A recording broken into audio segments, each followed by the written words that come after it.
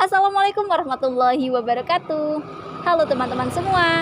Nah, kali ini podcast pada hari ini tuh akan seru sekali karena kita sedang berada di makam Syekh Habib Muhammad bin Abdurrahman Bil Faqih.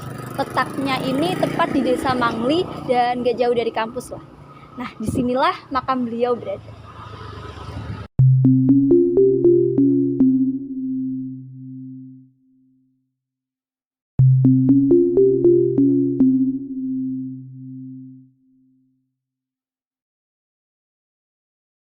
Sebelum berbincang-bincang, kami dari kelompok 9 akan memperkenalkan diri dulu.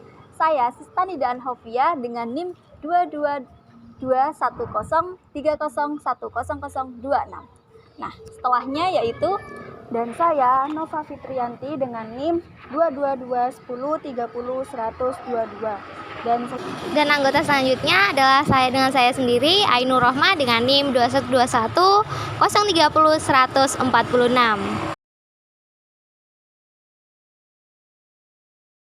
Sekarang kita berada dengan narasumber kita. Mungkin Bapak bisa menjelaskan secara singkat nama Bapak siapa? Di sini Bapak dalam masyarakat sebagai apa? Nama saya Saiful. Saya di sini tokoh masyarakat. Jadi bisa dibilang perwakilan tokoh. Mungkin bisa dijelaskan Bapak siapa sih Syekh Habib Muhammad bin Abdurrahman Al-Faqih ini? Beliau ini Habib ini orang Madura, orang Pamekasan. Beliau ini ketika zaman Belanda itu terjadilah istilahnya penangkapan kiai-kiai sama habaib. Jadi beliau itu melarikan diri ke Jawa, dan beliau dalam melarikan diri dalam rangka syiar, jadi menyiarkan agama. Nah, terus beliau hadir di sini waktu itu adalah karena para habaib itu ditangkapin, beliaunya ini berubah menjadi nama gitu, kalau nggak salah namanya Soleh kalau nggak salah, seperti itu. Terus beliau membaur dengan masyarakat sini, terus sudah gitu beliau ini di sini istilahnya membaur itu untuk mengelabui penjajah, jadi biar tidak kehabibannya kelihatan. Nah, jadi seperti itu. Setelah Indonesia merdeka, beliau nggak pulang ke Madura, jadi pernah istilahnya kerasan lah di sini bu ya. Terus udah gitu beliau sambil beristri berkeluarga di sini, terus beberapa ya beristri lah di sini. Udah gitu sampai beliau wafatnya di sini. Dan beliau sering interaksi di keluarganya yang di Madura juga. Dari lamanya itu beberapa dekade setelah kita merdeka, lama terus yang dari Madura juga mencari di mana makam ini saudaranya, istilah saudara ya. Nah, dicari akhirnya karena warga sini juga nggak tahu kalau ini seorang wali atau seorang habib awalnya. Taunya dari mana? Ketika keluarga beliau datang ke sini setiap tahun ke sini, dan makam ini ditunjukkan oleh penunjuk yang memang ada penunjuknya. Kebetulan penunjuk sudah meninggal. Terus kenapa kok nggak diangkat? Memang ketika masih cucunya beliau ini yang masih hidup itu tidak mau diangkat secara publik. Cicitnya ketika cucunya meninggal, cicitnya yang mengangkat. Habib Muhammad. Alasannya itu kenapa Bapak? Alasannya memang tidak mau dipublikasikan gitu loh. Nah, ini termasuk cicitnya ini mengangkat karena merasa ini harus dijelaskan bahwa ini memang masyarakat biar tahu kalau ini makamnya seorang habib gitu. Jadi masyarakat sini sebetulnya ya percaya nggak percaya awalnya, tapi karena kedatangan dari salah satu keturunannya, jadi masyarakat sekitar percaya. Kebetulan tanah yang di tempat ini tanah milik warga. Ketika saya beberapa orang tokoh untuk membangun ini pun kita klarifikasi dengan yang punya tanah. Alhamdulillah yang dikasih izin untuk membangun. Nah, akhirnya kita bangunlah, dan yang punya tanah juga ini memang diwakafkan untuk makam dan merasa senang. Akhirnya dibangunlah tempat ini sampai sekarang ini kalau nggak salah hampir 1 tahunan sudah gitu. Cuman cucunya itu cicitnya itu ya sering juga kesini gitu loh, sering datang dan keluarganya yang ada di sini juga ada, keluarganya yang ada di daerah Lumajang itu juga ada keluarga dari Habib ini gitu loh. Jadi Habib ini aslinya orang Pamekasan ya, Madura Pamekasan aslinya. Terus alhamdulillah masyarakat di sini juga menerima, dalam artian setiap malam Jumat kita rutinan ngaji Yasin, tahlilan seperti itu setiap malam Jumat dengan warga sekitar, dengan tokoh-tokoh masyarakat sini, juga melibatkan RT RW juga. Jadi bahwasanya kami beranggapan kami tidak meresahkan lingkungan. Jadi tidak bikin. Jadi kalau ketika tidak meresahkan, jadi makam ini tidak mengganggu untuk masyarakat. Nah, itu. Jadi ketika ada beberapa orang ya datang sini menanyakan, ya kita ceritakan silsilahnya dari mana, misalnya seperti itu. Jadi memang kalau di daerah Madura itu beliaunya ini memang seorang wali, dan bahkan orang sana itu merasa kehilangan sosok beliau. Tapi karena demi keselamatan beliau waktu zaman penjajah, beliau harus hijrah ke Jawa gitu. Jadi sampai sekarang ini. Terus untuk silsilahnya memang belum terpasang karena memang masih baru. Kita ada silsilahnya, nanti kita pasang di sebelah sana silsilahnya. Jadi silsilahnya ini, biografi beliau ini sendiri sih ya pejuang melalui keagamaan, syiar agamaan dia. Juga dulu kalau cerita yang di Madura, beliau juga berperang dengan Belanda gitu, juga ikut berperang karena memang demi beliau juga seorang turunan dari keraton Pamekasan. Jadi masih ada turunan keraton, jadi di atasnya itu namanya turunan masih ada, sisinya ada saya. Jadi masih beliau ada keturunan dari keraton. Istilah dulu Kak Rato ini adalah seorang penasehat raja, ceritanya seperti itu. Terus bahkan juga yang berjuang, dan bahkan mungkin kalau cerita di sana itu Kak Rato itu yang berjuang di tanah Pamekasan, pahlawan nasionalnya kan, bisa dibilang seperti itu. Dari segi keagamaan, karena ada 2 versi pahlawan itu, ada yang nasional, ada yang ini. Jadi ini kalau di versi sana sudah versi syiar lah, seperti itu. Terus Habib ini juga ya alhamdulillah banyak orang yang datang. Jadi yang datang dari mana? Dari jauh, datang dari Umbul Sari, tadi itu dari Mumbul, ada yang dari Temboran yang datang. Kapan hari itu ada yang dari Bali 2 orang. Jauh-jauh malah yang datang gitu loh. Bahkan di sini setiap malam Jumatnya juga diisi kajian sama yang dari Bondowoso itu. Tadi ada Habib Hussein Al-Mudor kesini, beliau ngisi kajian kitab, jadi menerangkan, dijadikan majelis taklim sama. Jadi majelis keilmuan, tidak hanya ngaji Yasin dan tahlil, juga ada majelis keilmuan juga. Jadi setiap malam Jumat diajarkan kegiatan ini. Dan kita di sini tidak minta dalam makan ada kotak, enggak ada. Kotak amal. Enggak ada. Karena ini semua dari Madura. Biayanya yang bangun ini dari Madura semua. Bukan dari masyarakat sini. Bukan. Malah menguntungkan masyarakat sini karena dipekerjakan. Gitu.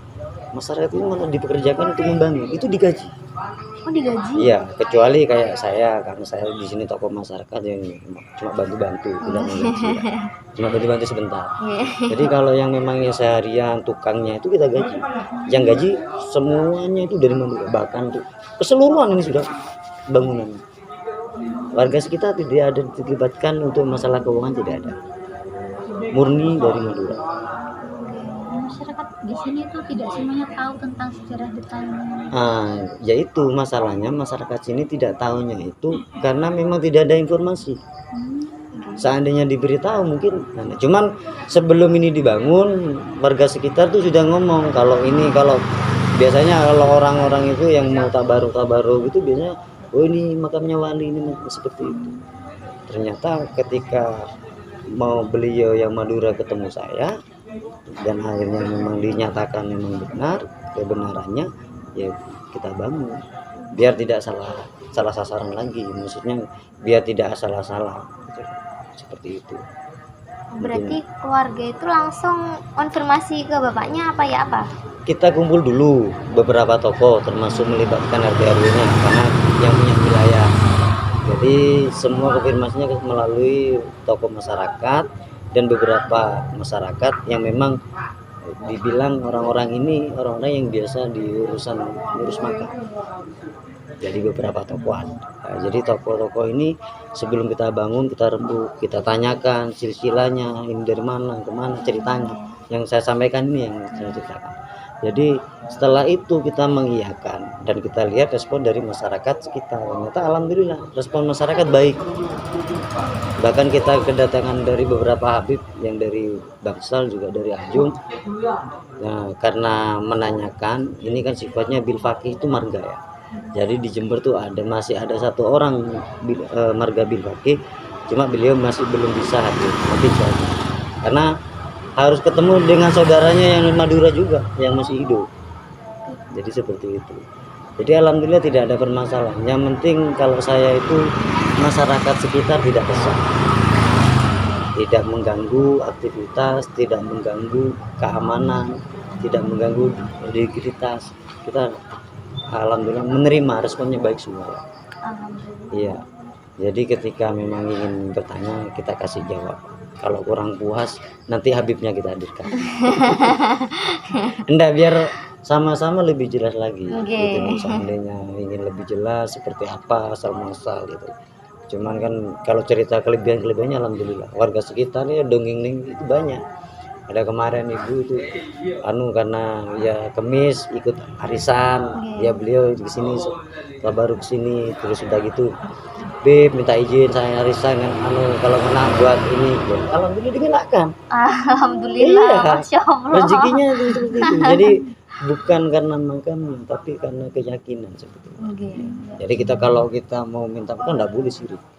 Jadi kita baru ya doa bersama, mungkin dengan doa ini melalui bertabaruk ini bisa aja kita terpenuhi seperti itu. Ada lagi mau ditanyakan? Karomahnya mungkin bapaknya tahu, diceritain sama Oh iya, saya diceritakan oleh cicitnya ya yang sekarang ini Habib Muhammad itu. Karomah beliau adalah jadi ketika orang ingin meminta sesuatu itu istilah bertamu belum datang sudah tahu karena tujuan dan maksudnya. Seandainya tujuan jelek beliau usir. Dan beliau kalau yang di Pamekasan di Madura beliau ini istilahnya sering dimintain tolong warga-warga sekitar kehilangan acara nikahan seperti itu. Bahkan kalau kehilangan itu barangnya bisa kembali. Yang nyuri itu bahkan tidak bisa keluar dari rumah yang dicuri. Seperti itu karomahnya. Terus kejadiannya ketika beliau hijrah ke Jawa itu kan 3 orang ceritanya. Terus salah satunya ada beliau. Di tengah perjalanan ketika melewati laut itu Selat Madura itu kapal beliau ini bocor ternyata, terus tenggelam. Dan itu diikuti beberapa orang sebetulnya, banyak. Setelah itu beliau ini berdoa. Dan muncullah ikan, banyak ikan. Dan ikan ini yang mengangkat orang-orang ini sampai ke pinggiran. Jadi karomahnya beliau sampai ke sana. Dan bahkan orang-orang sini ya juga percaya. Contohnya salah satu tadi mintanya itu karena menginginkan sesuatu, tapi alhamdulillah terpenuhi. Dan bahkan orang-orang yang sering ngaji di sini ya alhamdulillah ya banyak istilahnya rezekinya nambah. Cuma rezeki Allah yang atur, cuma itu yang mereka rasakan gitu, lebih tenang. Dan bahkan kemarin ada yang dari Kaliwining itu 4 tahun tidak bisa jalan karena ingin hadir majelis di sini. Beliau itu pakai tongkat, sekarang nggak pakai tongkat. Masya Allah, gitu. Iya, tanyakan Pak, itu ada Pak Suli saksi. Saya juga tahu orang itu. Yang ini saudara ini Kaliwining ini. Jadi beliau ini awalnya 4 tahun berobat itu udah sembuh habis kecelakaan. Ketika beliau menginginkan ke sini ikut majelis di sini, beliau ini seperti ini dari awalnya pakai tongkat, sekarang enggak pakai tongkat sama sekali, sudah bisa agak jalan agak normal. seperti itu. Jadi banyak. Cuman kalau saya sih, kalau bagi yang yakin, kalau nggak yakin nggak apa-apa. Ya. Tidak memaksakan. Tidak memaksakan sesuatu keyakinan seseorang, karena yang tahu diri kita itu hanya Allah dengan kita. Iya kan? Nggak ada orang itu kan, nggak ada. Semua itu perantara. Semua itu lantaran. Gitu. Allah ngasih rezeki aja nggak langsung, malah di perantara. Apa suruh kerja, apa suruh doa. Doa aja belum di, Allah itu memberi doa orang, seseorang hamba itu berdoa, semua diterima dan dikabulkan. Cuma tergantung hambanya mau seperti apa. Allah itu mengabulkan doa yang buruk dengan yang baik. Doa itu Allah itu memberi rezeki yang baik dengan yang buruk. Allah kasih. Tergantung kita mau kemana. Sama aja kita melangkah mau ke kanan atau ke kiri seperti itu. Sama aja dengan jenengan mau seperti apa, ilmunya mau dipakai apa, mau ditaruh sebagai ijazah apa, terserah. Tergantung keyakinan mau kemana gitu. Yang menentukan masa depan itu sama dengan kalau kita ke makam Habib, ya kita harus yakin dulu. Kalau nggak yakin sama saja, bukannya syirik, bukannya kita minta, enggak, kita nggak, kita hanya berdoa di sini. Karena Habib itu salah satu juriah Nabi, keturunan Nabi. Mungkin bertabaruk ke makam beliau, mungkin kita diperlancar urusan kita, entah itu rezeki, urusan keilmuan, atau urusan rumah tangga, terserah, atau mungkin ada sesuatu itu, atau urusan kesehatan. Bertabaruk, makanya semua selain berdoa sendiri harus bertabaruk. Mungkin dengan cara lantaran ini bisa seperti itu. Jadi karomahnya itu luar biasa seperti itu. Bagi yang yakin, soalnya kalau karomah tidak diyakini nggak akan. Khusus untuk orang yang yakin. Iya, khusus untuk orang yang yakin saja. Karena salah satu kita tuh harus, syaratnya harus selain bil niat adalah yakin. Niat ada nggak yakin nggak bisa. Niat tok, sama aja kita mau makan, niatnya makan tok, nggak dimakan, nggak yakin, nggak bisa. Iya, harus yakin. Kalau saya yang penting masyarakat tidak resah, karena sebagai tokoh harus mempertanggungjawabkan tentang keamanan, kondusifnya lingkungan. Tokoh itu mempertanggungjawabkan itu. Kalau nggak kondusif, warga nggak suka, dibongkar gitu. Tapi ini alhamdulillah warganya antusias baik. Bahkan jenengan tahu kan, sampai kan dokter masuk makan, cara makan, seperti itu. Kita tiap Jumat, makanya majelis ilmu itu di mana saja.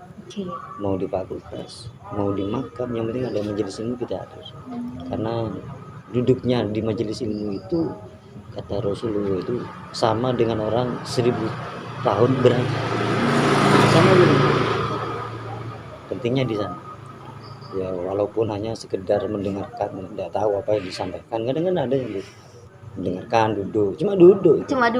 Iya. Belum menerima dan memanfaatkan yang diambil, belum. Mungkin ada lagi yang ditanyakan.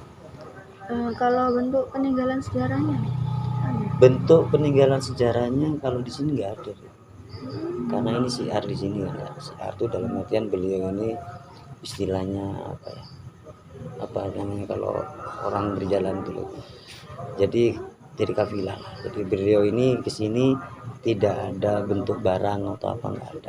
Bentuk sejarah ya. Bentuk sejarah itu dalam bentuk yang peninggalan. Kalau sejarahnya kerajaan itu ada candi, ada bentuk yang digunakan apa, Watu Kenong seperti itu. Kalau ini enggak. Karena bentuknya syiar agama. Syiar itu kan peninggalannya apa? Ilmunya biasanya seperti itu. Jadi kalau musola ataupun masjid gitu nggak ada gitu. Nggak ada. Di Madura sendiri enggak? Kalau di Madura sendiri ada pondok pesantrennya di sana. Ada pondok pesantren. Kalau boleh tahu apa nama pondok pesantren?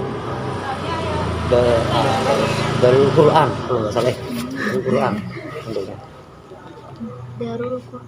Iya, tempatnya pendidikan untuk hafiz Al-Quran itu.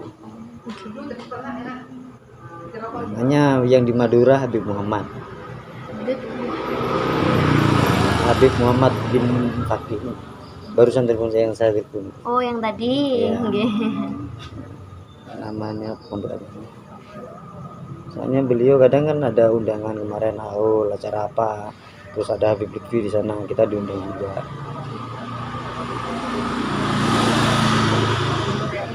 Kalau di Madura ada lengkap di sana, cuma ini saudaranya aja yang jauh ke sini.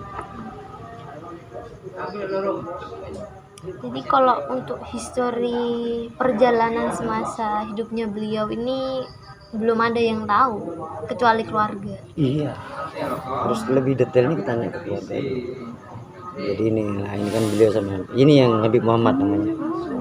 Ya. Tempun juga. Yang ini Habib Lutfi bin Yahya. Terus ini kan foto dikirim beliau saya. Oke. Ini sama Abu Bakar Al-Sekaf. Ini orangnya. Ini sama yang punya pondok pesantren Temboran tuh Rabdu. Ini Rabdu beliau. Ini namanya Rabdu Temboran pondok pesantren. Jadi ceritanya sebelum bangun ini beliau datang ke Jember ini Habib Muhammad, terus ke tempatnya Rabdu karena sebelumnya itu Rabdu sowan ke Madura. Jadi istilah punya utang bertamu. Jadi dari sana langsung ke sini rembukan masalah. Gitu. Kalau urusan kewaliannya agak sulit karena ada hubungannya dengan kegaiban. Jadi kalau orang-orang yang memang benar alim, wali, mereka kan tahu kebenaran. Kalau kayak kita hanya percaya dengan mereka aja sih.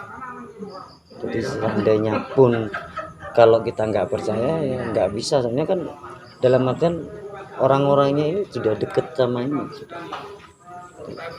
sama Lutfi, jadi kekuatannya di sana. Benar-benar Habib, jadi pernyataan itu sudah betul. Jadi kita kalau masa Habib Lutfi bohongan enggak, kan itu maksud saya. Banyak sejarahnya cerita masalah Habib Lutfi. Habib ini kalau diurutkan tertua itu lebih tertua Habib ini daripada Habib Soleh yang di Tangguh. Oh, lebih tua ini? Iya.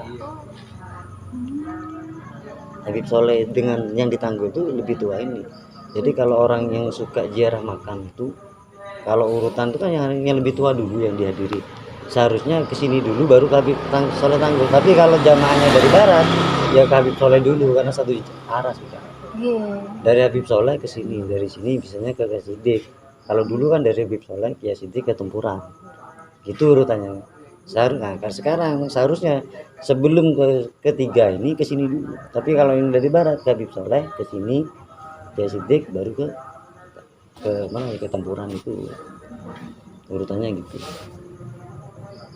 Jadi sebetulnya saya sebenarnya ini lebih tua daripada Habib Soleh ini kan.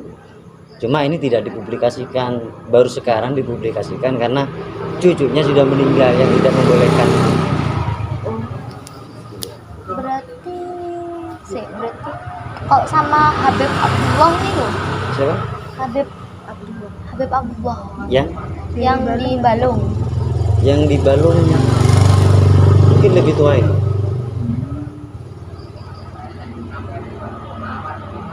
Jadi ini paling tua makamnya. Cuman makamnya yang di sini ini apa ya? Enggak ada tahun meninggalnya itu waktu itu. Sudah hilang. Iya, sudah hilang, rusak itu. Terus bentuk fisik ini adalah ciri khas makam orang Madura. Oh, jadi ada filosofinya. Ada filosofinya. Sebenarnya Kak, ini Nah, yang apa bentuknya kayak bentuk gini. ini, Iya. nah ini contohnya, ini yang dari Madura, tak kasih tahu. Biar sama-sama ya, biar tahu lah. Jadi di Madura itu sama bentuknya. Oh ini satu ya.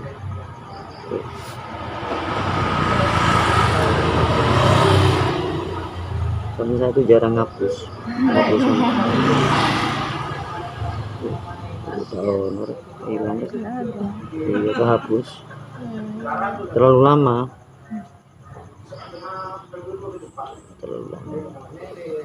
Ini aja itu videonya ini. Ini yang di Madura nih acara sekarang. Nah itu makamnya bentuk misalnya.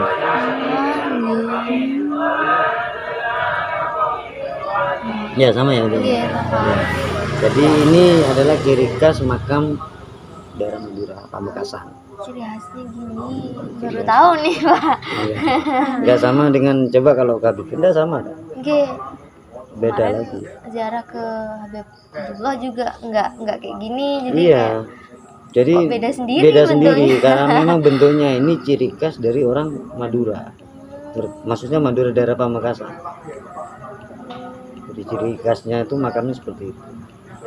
Dari pihak keluarganya juga yang Iya, yang menentukan. Jadi dikasih fotonya, ditentukan sama mereka. Kita yang ini sudah yang bikin di sini. Oke.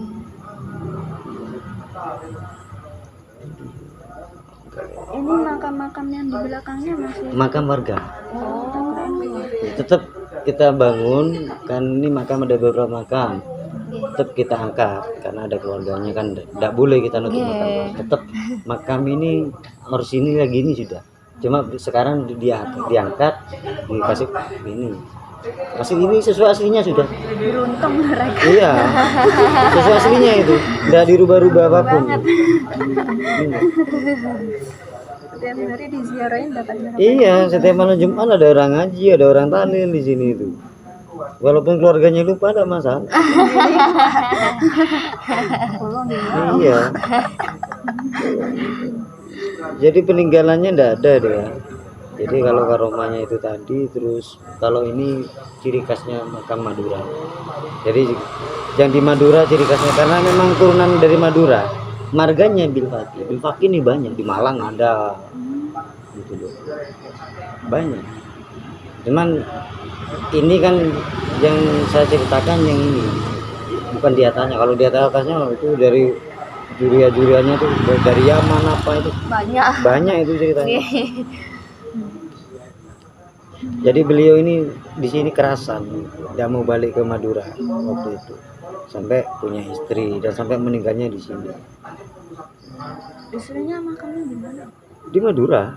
Oh, istrinya Kalau di Madura. istrinya yang di sini kurang tahu saya makamnya. Cuma Punya berapa istri, Pak? ya itu punya berapa istrinya ini yang saya bingung.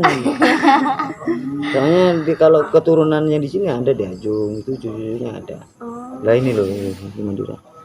Ah, ini makamnya. Ya ini sama-sama nih Abdurrahman Bilfaqi ini yang paling tua Karato ini.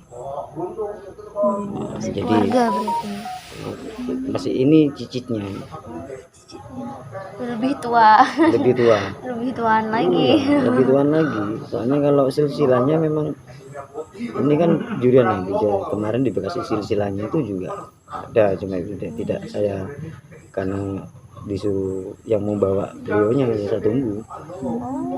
Katanya hari ini kok nggak jadi gitu. Silsilah. Kalau boleh tanya itu dulu pas masa Habib Muhammad bin Abdurrahman Al-Faqih itu sering mengadakan kajian kayak Kalau dulu sih bukan, ini kan dalam pelarian. Masih zaman Belanda ketika dan orang-orang sini kan tidak tahu kalau ini habaib, tidak tahu. Ini kalau dakwah gitu nggak ada ya seperti itu. Kalau dakwahnya itu di Madura, kalau di sini tidak ada dakwah. Kalau seandainya di sini ada dakwah pasti ada majelisnya. Gitu sih. Iya, ini kan orang nggak tahu, cuma beliau ngasih kabar ke sana apa mungkin melalui surat atau apa. Kalau ini silsilahnya dari keluarganya beliau.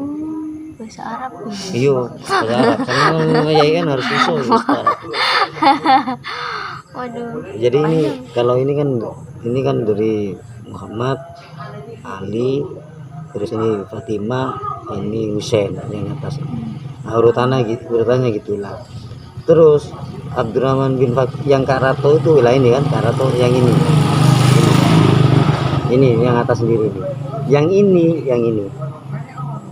Yang itu kalau nggak salah. Apa yang ini nomor 3 ini. Jadi kalau diurut itu menurut cerita beliau yang masih hidup itu kalau nggak salah ke 58 Urutan ke teh sing kepiro ki teh Joko Nabi 36 36 dari Nabi. 36 jadi masih turunannya yang ke 30 Masih deket. deket banget. Wah. Jadi ini bangunannya baru setahun ini dibangun nih, Setahun Bapak, ini. setahun ini. Dari pihak keluarga juga yang Iya, yang bangun pihak keluarganya juga. Cuma pengerjaannya warga sini, tidak mungkin orang Madura kerjanya di sini kan ya. Pengerjaannya warga di sini sudah koordinasi dengan lingkungan dan para tokoh-tokoh masyarakat dan merestui semua. Untuk meyakinkannya tuh gimana Pak dari pihak Kalau meyakinkan, kita ini warga NU. Orang NU itu biasanya manut kiai. Ya, ini orang Jombang ya, biasa manut kiai ya. Jadi apa kata kiai kita manut. Jadi ketika ini diterangkan oleh keturunannya ini yang hidup itu, ya kita percaya karena diceritakan, gitu, diceritakan ini dari mana sama asalnya itu ya. Jadi kita percaya baik. Jadi kalau sudah percaya ya sudah, kita percaya, yakin saja. yakin saja. Kalau kita mau ngaku-ngaku kan tidak bisa. Semua kan pasti ada sebab akibatnya. Sebab akibatnya. Dari cerita itu jadi yakin dari tokoh. Ketika kita yakin, kita bukan mengajak sebetulnya. Warga itu bertanya. Ya kita kasih tahu, dan yang yakin ikut, yang tidak yakin ya sudah. Jadi alhamdulillah warga yang sekitar sini yakin semua. Gitu. Jadi diterima dengan baik. Diterima gitu. Tidak ada permasalahan. Yang penting kondusif lah lingkungan. Oke, alhamdulillah. Kalau ada yang tidak anu itu 1-2. Karena kita kan banyak saudara-saudara yang beda pola pikir. Tapi ada Bapak yang menolak gitu. Ada. Yang memfitnah juga ada. Oh. Yang difitnah saya. Oh. Ini kan dianggap Sampai proyek. segitunya. Saya dapat terima 50 juta. Waduh. Padahal yang uangnya dari sana di sini kan ada cicitnya juga. Oke. Nah, dari uangnya transfer ke cicitnya. Hanya cicitnya yang di sini yang belanja. Apa kebutuhan kita sampaikan, kirim transfer sana belanja, kita pengerjaan. Korupsinya dari mana? Nah, kita bahkan mengeluarkan kalau siang kasihan tukangnya kita berikan kue, kalau rokok kita berikan rokok loh. Itu kan uang pribadi, bukan uang dari. Maksud saya itu aku bilang mendalek juga. Ya kita terima saja. Apapun yang penting saya tidak melakukan. Soalnya orang itu kan tidak tahu. Oke. Ya, termasuk warga yang tidak tahu. Tidak tahu. Kalau ada yang mempertanyakan sebetulnya banyak sih. Ada yang karena tidak diajak waktu rembukan akhirnya protes, ada merasa tidak ditemukan. Sebenarnya kita tidak mau mengajak waktu itu ke dadaan, tidak bisa. Jadi orangnya hadir hari Senin kayak gini, hadir Senin, malam Minggu kita rapat, itu pun datangnya dadaan juga. Ya kita ngumpulkan orang dadaan semua. Cuma yang kita ambil orang-orang yang biasa di makam, yang mengerti makam. Betul. Jadi kita juga konsultasi dengan beberapa kiai juga. Tidak muru-muru kita mengerjakan sesuatu yang kita tidak tahu. Tidak. Setelah itu dipupuk rasa keyakinan. Dari mana yakin? Dari yang diceritakan itu. Jadi keyakinan timbulnya dari sana. Dan bukti-bukti seperti itu tadi. Buktinya di sana makamnya ada ini gitu. Yang di atas ini turunannya ini, silsilahnya ini. Nah, buktinya dari situ penguatnya. Kalau nggak ada penguatnya nggak mungkin percaya kan? Nggak believe kita. Ngapain? Gitu. Jadi nggak untuk apa ya, jadi masyarakat sudah mengerti, apalagi kalau NU itu terok betul kata pemimpin. Kalau di kota di sini modernisasi, jadi kiai itu kalau sama RT itu agak setingkat, jadi kadang kiainya monitor gitu. Jadi yang kalau yang di depan sudah percaya, yang di belakang itu tidak harusnya seperti itu. Kalau di desa lebih enak, kalau di kota sulit. Iya. Banyak pro dan kontra, biasalah. Namanya manusia itu pro dan kontra itu sudah biasa, lazimnya manusia. Ada yang setuju, ada yang tidak. Biasa itu sudah. ada yang mengancam, ada yang sembarang. Kalau saya mau apa, yang penting jangan kalau terang-terangan enggak. Kalau cuma ngomong di belakang tak biarkan. Terang-terangan maksudnya monggo sudah gitu. Jadi kalau saya itu istilahnya kayak kemarin ada yang tabaruk kesini 2 Habib itu karena dianggap meresahkan karena tidak ada informasi publikasi dan pemberitahuan di wilayah Jember ini. Di wilayah Jember sendiri ini ada kumpulan Habib kelompok. Jadi menurut mereka ini kok tidak ada izin, tidak ada apa, takut membuat resah lingkungan, sementara lingkungan kita tidak resah. Intinya cuma itu aja. Jadi tidak merasa mengganggu. Bahkan warga kita antusias. Iya benar-benar antusias. Kalau nggak antusias tidak mungkin ngapain nyiapkan makanan. Ngapain kita ngaji bareng. Oke. Yang ngaji di sini tadi itu bukan warga sini tuh, ada warga timur, dekat Setahun itu ada. Macam-macam. Yang dari Kaliwini. Terus langsung. Iya, monggo. Jadi di sini tidak ditentukan harus orang mana, terserah siapa yang yakin. Sama aja kemarin yang dari Bali itu saya tanyain, kok tahu dari mana? Di Bali itu ada bil fakih misalnya. Oh, di Bali itu juga ada. Juga ada makam. Jadi memang bil fakih itu marga ada ya kayak Asegaf, Abu Bakar itu bin Yahya itu marga gitu. Jadi ini marganya bil fakih.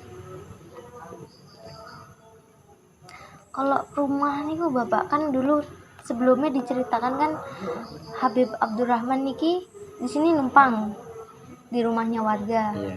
Itu letaknya daerah mana Bapak? Kalau nggak salah daerah sini di lapangan itu ke daerah dekat. Oh, nggak daerah sini. Enggak. Makam ini deh. Saya cerita makam ini, makam yang belah sini. Ini bahkan orang daerah pasar tuh ke sana. Oh, pasar sana. Ya. Itu dimakamkan di sini dulu. Oh, dulu. Iya. Termasuk makam kuno. Jadi ada orang kerajaan, ya kan daerah kerajaan. Ada orang Kauman, pasar dimakamkan di sini. Karena ini memang kuno makamnya yang atas loh. Sama dengan yang ini. Yang paling kuno ini dengan yang atas. Kalau yang bawah sebelah sana itu baru semua. Yang sini ini sebelah sini ini baru. Kalau yang sini depan lama-lama. Kalau di sini warga ya, Pak? Semua warga. Kecuali yang khusus itu ada tanah makam pribadi ada sebelah sana. Itu khusus keluarga pribadi lah. Oh, pribadi. Kalau saya bilang lama, saya kan asli orang sini. Mbah saya saja. Saya juga orang Pamekasan kalau mbah saya. Tetap di sini. Saya nggak tahu mbah saya. Bahkan ibu saya sendiri itu nggak tahu mukanya mbah saya lagi. Makamnya tahu saya itu di situ. Itu. Mukanya nggak tahu. Iya. Foto ada, tapi saya kan nggak pernah ketemu. Nggih. Itu tahun berapa mungkin saya nggak tahu. Bahkan ibu saya saja itu menantunya aja nggak tahu. Nah, nggak tahu. Iya. Apalagi saya. Tapi makamnya tahu itu. Tahu loh. Banyak makam kunonya. Cuma kita kan nggak tahu, kadang ada yang rumahnya ada di mana, di Sembusari sana, ada yang belah sana itu. Rumahnya di Sembusari sana, yang keluarganya. Jadi ini makam kuno. Nah, kalau sekarang karena sudah perkembangan masalah ya. Jadi makam ini dikhususkan warga RW 6 dan RW 7. Yang dulu orang luar. Kalau untuk rumahnya nih masih ada gitu. Kalau rumahnya saya kurang paham kalau ini. Kalau bapak yang ditumpangi rumahnya nih Meninggal juga. makamnya daerah sini juga. Dimakamkan daerah sana. Oh, beda. Beda ya, di dekat daerah rumahnya sana men. Tidak sama makam. Dulu itu makam itu kan cuman adanya di sini sedikit lah, enggak ada.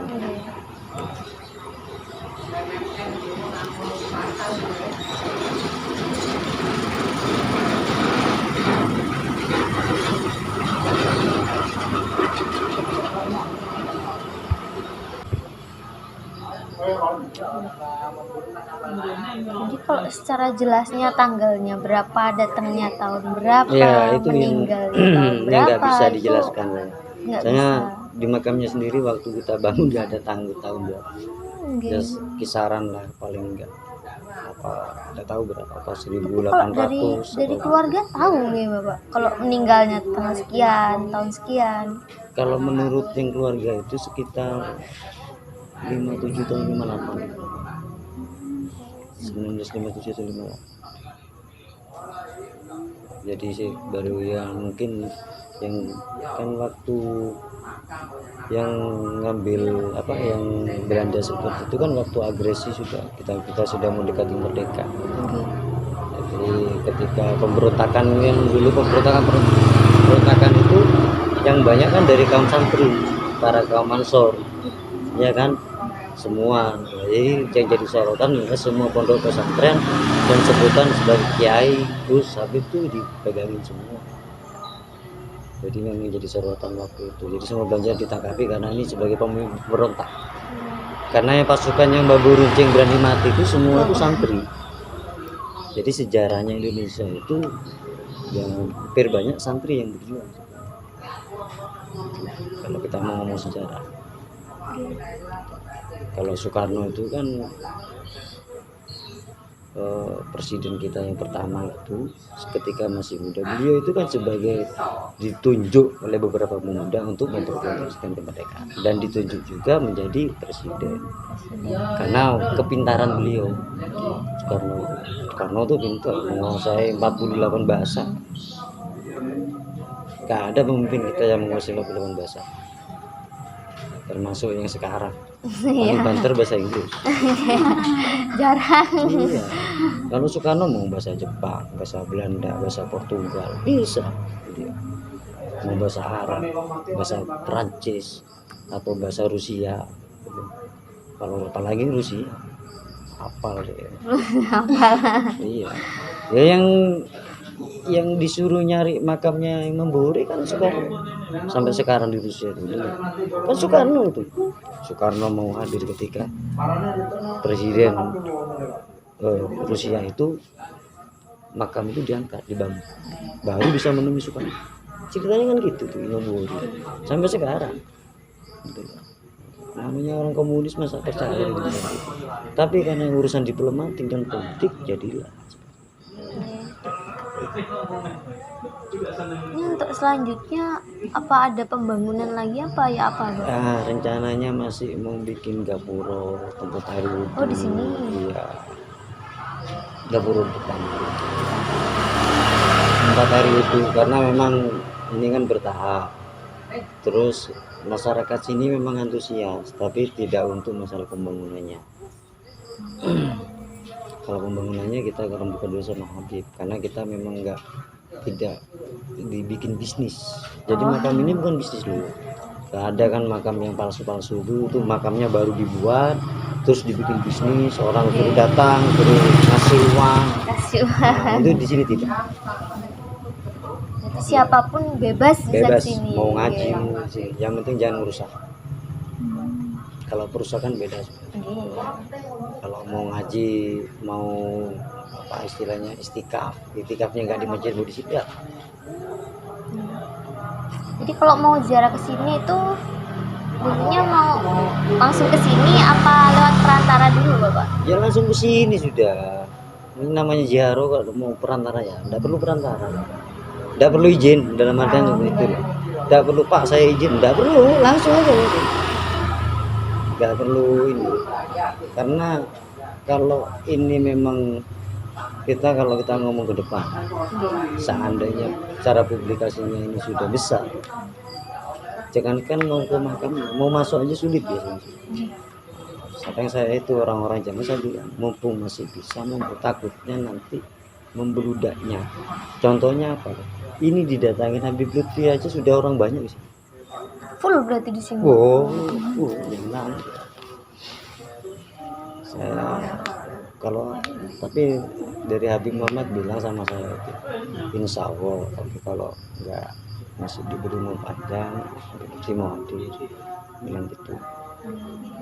Saya juga senang karena saya pinginnya tuh Habib Lutfi hadir, Oke. nggak perlu rame-rame. Cuma jamaah ini kan takutnya ketika Habib Lutfi hadir, yang ditakutkan adalah jamaahnya Habib Lutfi mau taruh mana, kalau parkir mau taruh mana, Dibatasi Bapak. nggak bisa. Sekarang yang kayak di mana di Blitar itu Sabilul Tobah itu, siapa mau batasi? Bisa dibatasi? Nggak bisa. Di acaranya kemarin, di acaranya Soima itu nggak bisa. 10.000 nggak bisa, bukan 10.000 orang, 10.000 itu 10 kilo jamaah itu 10 kilo yang di jalan, lain yang di dalam. Mau dibatasi ya nggak bisa. Kita mau perang dengan jamaah ini sama-sama kebaikan. Yang mereka kan baru mereka supaya mendapat keberkahan atau mendapat apa gitu. Kalau misalkan di sini katanya sering diadakan ngaji ya Pak, itu setiap hari apa gitu? Malam Jumat aja. Oh, malam Jumat. Malam Jumat. Kemarinnya itu kita mengadakan pengajian rencana tiap bulan, tapi nggak jadi, cuma hari-hari besar saja. Jumat. Jumat apa teh? Jumat Kliwon teh. Jumat setiap Jumat Kliwon. Jadi hari khususnya itu Jumat Kliwon. Jadi kalau ada pengajian pasti malam Jumat Kliwon. Kenapa kok di malam Jumat Kliwon? Karena kita memberantas pola pikir orang kalau Jumat Kliwon itu banyak hantunya. Oh.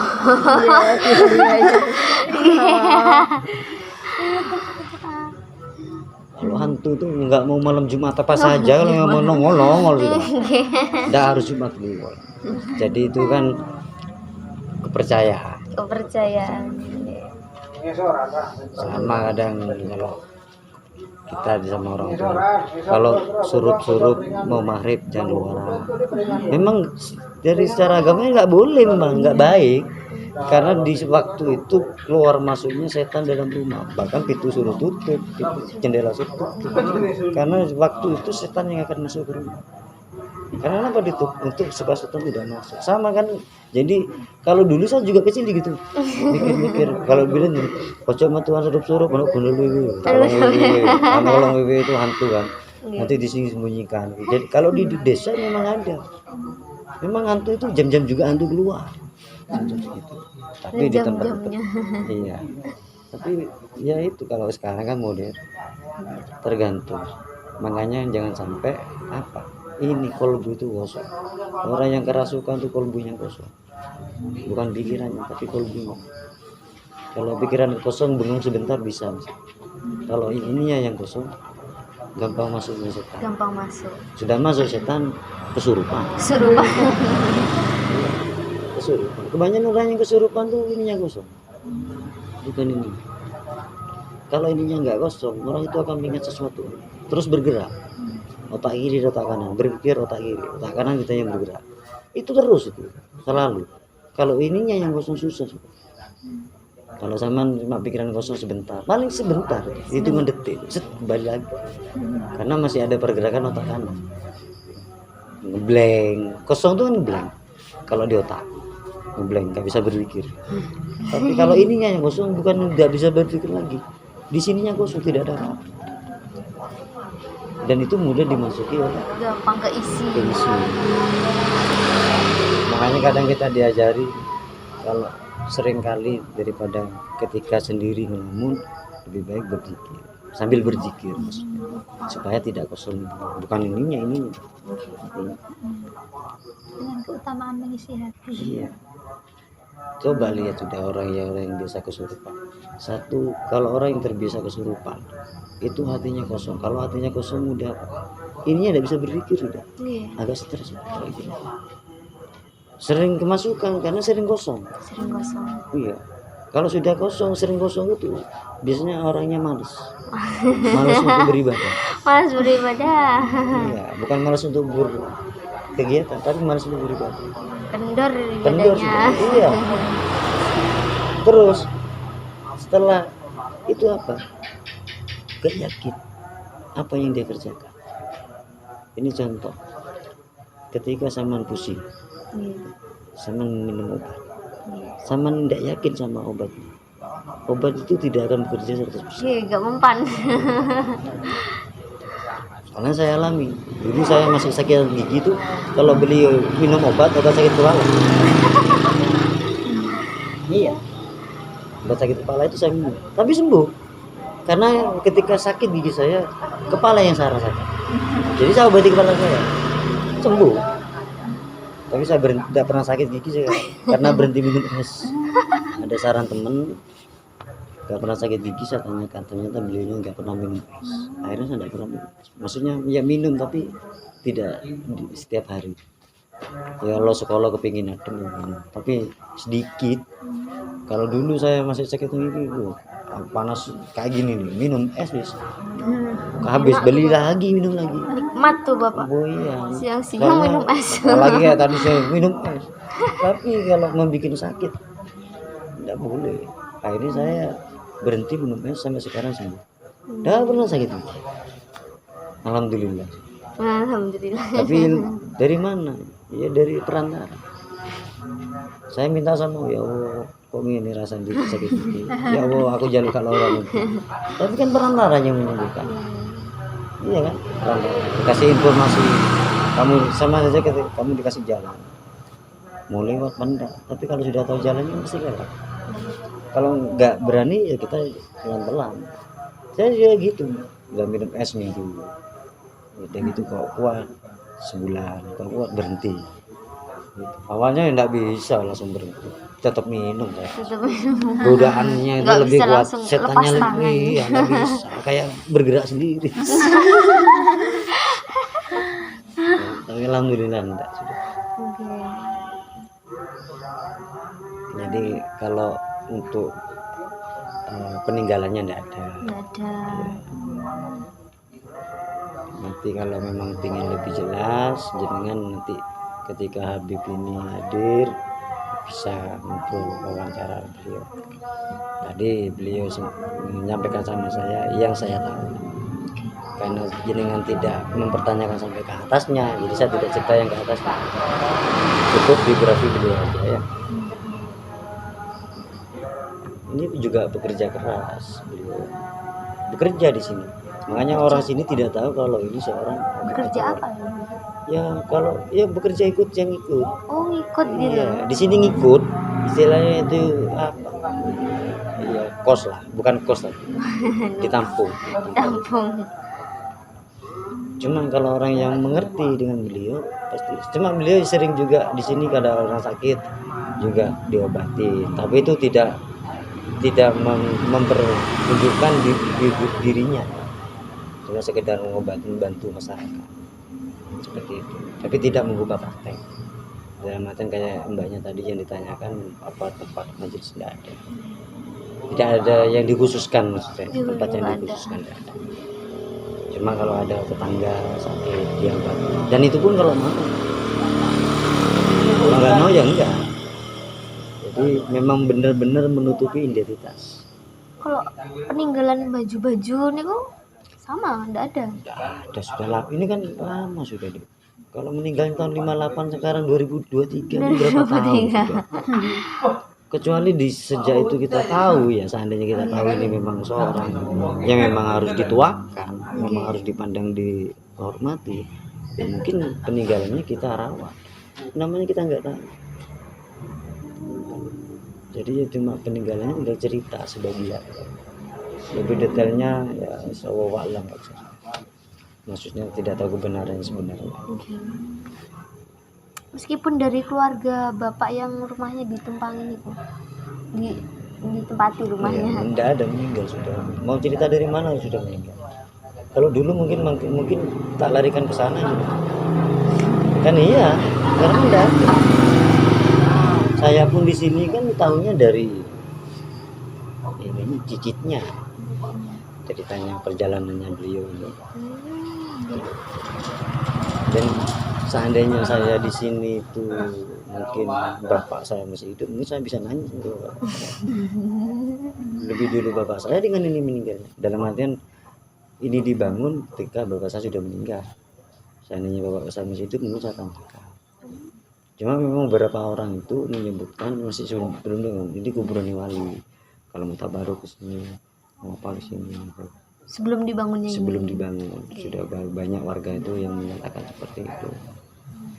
Dan info itu sudah lama sebetulnya, berapa tahun kemarinnya. Terus terangkatnya ini karena memang keturunannya yang kesini. Kisahnya itu ya kita bilang ya kita orangnya yang namanya kita di sini tuh tidak merasa, makanya warga sini sekitar Mangli itu tidak merasa mempunyai seorang hamba dalam artian seorang yang seperti ini. Ketemunya dari mana? Dari keluarganya kan yang tahu. Keluarganya. Kayak jenengan siapa yang tahu? Keluarganya, Oke. bukan saya. Kecuali orang lain memberitahu kalau jenengan ini seorang, tentunya seorang Ning dari pondok anaknya. Loh itu baru saya tahu. Kan informasi itu tetap seperti itu berjalannya. Kita nggak tahu. Tahunya dari ceritanya, dari keturunan. Ini seperti apa. Tapi alhamdulillah warga sini juga meyakini dengan kehabiban beliau. Karena kalau menurut orang-orang itu sebaik-baiknya makam atau daerah itu ketika ada makamnya seorang wali atau seorang habib. Itu tempatnya biasanya agak istilahnya terjaga seperti itu. Tapi bagi yang yakin, bagi yang tidak yakin, Bagi yang meyakini saja. bagi yang meyakini saja. Jadi bagi yang tidak yakin kita tidak masalah. Banyak kan ada yang orang kayak kalau saya sih yakin itu kan kebaikan. Apalagi saya tokoh masyarakat untuk demi keamanan lingkungan ya harus yakin, bukan keterpaksaan. Yakin itu harus bukan harus ikhlas, bukan keterpaksaan. Jadi kalau jenengan yakinnya ikhlas, meyakini itu secara keikhlasan, insya Allah nggak akan ada beban yang mengganjil atau ketika mendapat omongan yang bertolakan pun kita menerimanya dengan ikhlas. Karena perbedaan itu suatu keindahan. Tidak berbeda tidak bisa, harus ada, nggak seimbang. Harus ada yang nggak suka, harus ada yang nggak senang, harus ada yang menyatakan mau ini, harus ada seperti itu. Kalau semua manut kaki susah kita ngatur. Iya kan, kalau semua kaya kan ya siapa yang mau miskin kan? Iya, semua punya uang, siapa yang nggak punya uang kan? Iya, jadi harus seimbang, ada yang punya uang, ada yang tidak, ada yang miskin, ada yang kaya, ada yang juga kategori itu masih yang kaya, ada yang lebih kaya, yang miskin ada yang lebih miskin, yang fakir ada yang lebih fakir. Jadi Allah itu sebenarnya menciptakan sudah adil sudah.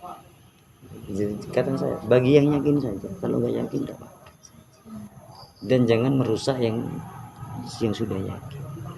Seandainya pun bisa menggoda atau mengintimidasi dan mengajak keluar, silakan, tidak apa-apa. Kita nggak memaksa orang untuk ikut, tidak memaksa.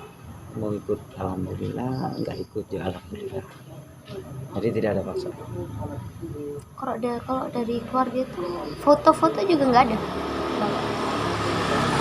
Kemarin sempat nanya, tidak punya. Nggak ada. Seandainya ada saya minta. Biasanya dengan saya juga minta. Soalnya biasanya kan di tempat ziarah mesti ada fotonya gitu. Iya, sebagian itu lukisan. ulama atau sebagian syekh itu ya memang ada. Okay. Tapi kadang kebenaran foto itu masih dipertanyakan bagi yang ahli. Iya. Soalnya ada orang itu kalau ahli itu beda dengan yang kita orang awam.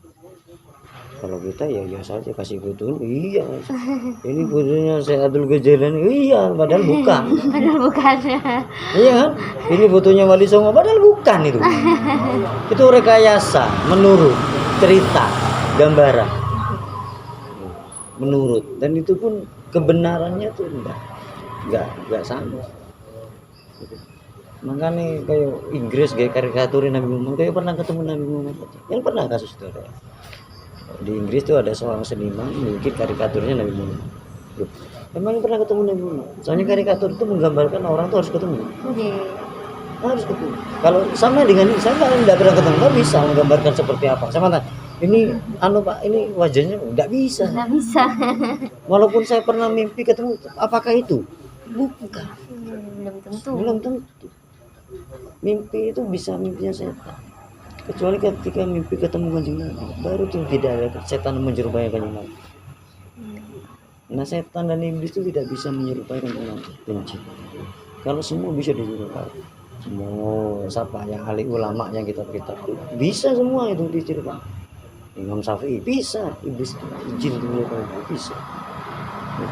Tapi yang tidak bisa itu sama aja saya cerita mimpi itu. Kok iki saya membuat nama saya iso wae ikut jin. Kan iya. Jadi kebenaran itu enggak terlalu mutlak. Ya, intinya harus yakin. Jadi begitu ya Bapak, karena juga keterbatasan informasi, Iya, itu jadi informasi. juga ya cuma itu berarti. Gitu. Jadi kalau ingin lebih detail biografinya bisa nanya sama Cicitnya. Insya Allah kalau ketemu, kalau dikasih kesempatan.